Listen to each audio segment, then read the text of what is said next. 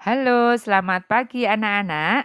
Berjumpa lagi dengan Ibu Yuyun pada pembelajaran kelas 2B SD Strada Slamet Riyadi 1, yaitu mata pelajaran Budi Pekerti, saling menghormati. Anak-anak, coba kalian amati gambar yang terdapat pada layar berikut ini. Gambar tersebut menunjukkan Bapak, Ibu guru, dan juga teman-teman kita yang mengenakan pakaian adat atau pakaian daerah. Mengapa anak-anak, teman-teman kita memakai pakaian tersebut? Ya, anak-anak, teman-teman kita berasal dari berbagai macam suku. Setiap suku memiliki baju adat yang berbeda-beda. Ya,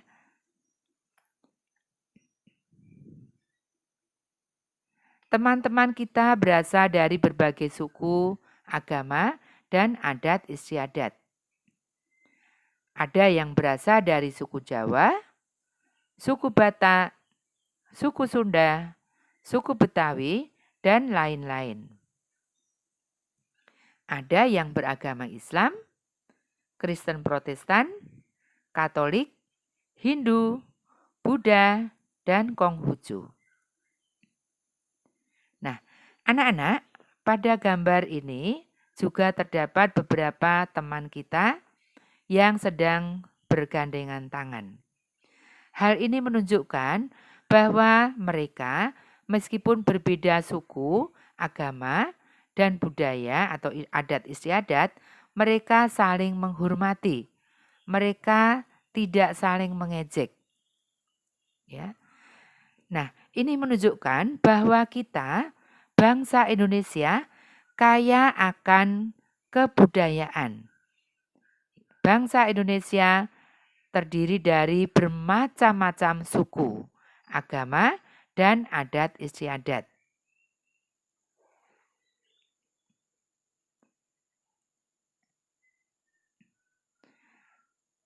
Anak-anak, siapa yang tahu apa arti menghormati? Menghormati artinya menaruh hormat atau menghargai. Sikap hormat tumbuh dari rasa saling menyayangi.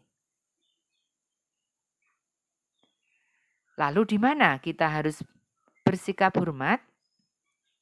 Anak-anak, kita harus bersikap hormat di mana saja kita berada. Contohnya saja, di rumah, di sekolah, maupun di lingkungan masyarakat. Lalu siapa yang harus kita hormati? Orang-orang yang harus kita hormati adalah semua orang. Kita harus menghormati semua orang tanpa membedakan, tanpa pilih kasih. Di antaranya adalah orang tua kita, yaitu ayah dan ibu, kakak dan adik, lalu kakek dan nenek, paman dan bibi, juga teman-teman kita. Ini adalah orang-orang yang harus kita hormati.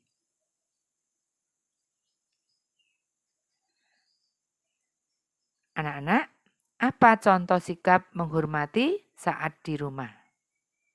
Contoh sikap menghormati saat di rumah diantaranya adalah mendengarkan nasihat ayah dan ibu. Yang kedua, melaksanakan perintah ayah dan ibu. Yang ketiga, berbicara dengan sopan. Yang keempat, berpamitan sebelum pergi ke sekolah maupun pergi bermain. Lalu, contoh sikap menghormati saat di sekolah. Apa saja anak-anak? Yang pertama, memperhatikan penjelasan guru. Yang kedua, mematuhi nasihat guru. Yang ketiga, berbicara dengan sopan. Yang keempat, menyapa guru dan teman jika bertemu.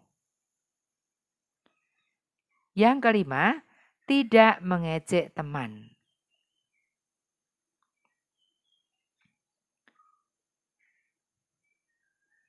Sekarang, contoh sikap menghormati saat di lingkungan masyarakat. Apa saja? Antara lain, tidak berisik atau tidak ribut ketika ada orang sedang berdoa. Yang kedua, mematuhi tata tertib dalam masyarakat. Yang ketiga, menerima hasil musyawarah. Yang keempat, menyapa tetangga dengan ramah. Artinya, kalau kita menyapa tetangga kita harus dengan senyum, bukan dengan wajah yang cemberut. Nah, anak-anak, itu pelajaran budi pekerti yang dapat kita pelajari hari ini. Pada intinya, kita sebagai bangsa Indonesia yang terdiri dari berbagai macam suku, agama, ras, dan adat istiadat, kita hendaknya saling menghormati satu sama lain. Kita harus menghormati semua orang. Kita juga harus bersikap hormat di mana saja kita berada. Nah, anak-anak, kita akan lanjut pada pelajaran bahasa Indonesia. Hari ini kita akan belajar KD 4.4, yaitu melaporkan hasil pengamatan tentang lingkungan alam di sekitar tempat tinggalnya. Anak, perhatikan gambar berikut ini. Gambar berikut ini adalah gambar yang biasa terdapat di lingkungan sekitar kita. Kalau anak-anak amati, gambar yang ada pada layar ini tampak bersih. Jalanannya bersih, pepohonannya tertata rapi, sungainya juga bersih, tidak ada sampah, dan airnya berwarna jernih. Nah, anak-anak, mengapa lingkungan ini tampak bersih? Karena terjaga kelestariannya. Bagaimana cara menjaganya?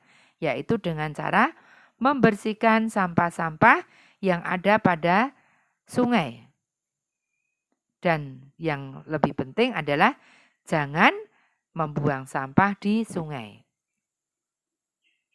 Meskipun di sungai ada sampah-sampah karena tertiup angin, ya, ada sampah di jalanan kemudian tertiup angin akhirnya masuk ke sungai.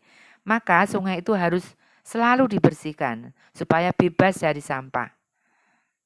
Dan airnya bisa mengalir dengan lancar. Nah, anak-anak ini merupakan lingkungan yang terjaga kelestariannya. Anak-anak, sekarang mari kita baca percakapan berikut ini. Nurul, ayo kita lihat sungai di belakang perumahan kita. Ayo Melati, saya juga sudah lama tidak pergi ke sana. Lihat Nurul, sungainya dangkal dan kotor. Iya ya, mengapa bisa begitu? Pasti karena banyak warga yang membuang sampah di sungai. Betul Melati, akibatnya sering terjadi banjir saat musim hujan. Nah, anak-anak, demikian percakapan pada bacaan tadi. Nah, sekarang anak-anak, dalam percakapan tadi dijelaskan bahwa sungai di belakang rumah Melati tampak kotor. Mengapa kotor? Karena banyak warga yang membuang sampah di sungai. Maka sungainya tampak kotor. Nah, anak-anak, tadi ada dua macam lingkungan. Lingkungan yang terjaga kelestariannya bersih.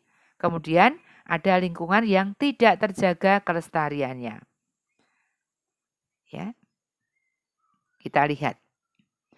Dari pengamatan tadi kita bisa membuat laporan. Ya. Melaporkan hasil pengamatan lingkungan yang tadi ada pada gambar. Laporannya seperti ini.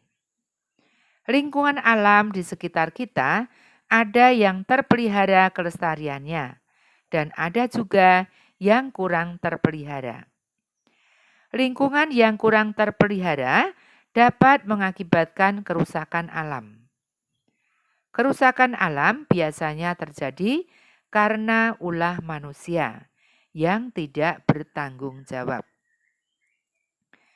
Nah, anak-anak, pada layar terdapat 10 gambar. 10 gambar ini merupakan lingkungan di sekitar kita. Ada yang terjaga kelestariannya, ada juga yang tidak terjaga kelestariannya. Nah, tugas anak-anak hari ini, anak-anak mengerjakan tematik 2B halaman 45 sampai 46, nomor 1 sampai 5. Dikerjakan di buku nomor 3, soal disalin, dan dikerjakan di buku nomor 3. Tugas difoto dan dikirim Japri wali kelas, yaitu ke Japri Bu Yuyun. Nah, anak-anak, pembelajaran kita cukup sekian dulu. Kita akan berjumpa lagi nanti pada hari Senin. Cukup sekian, sampai jumpa dan terima kasih. Ya. Dadah.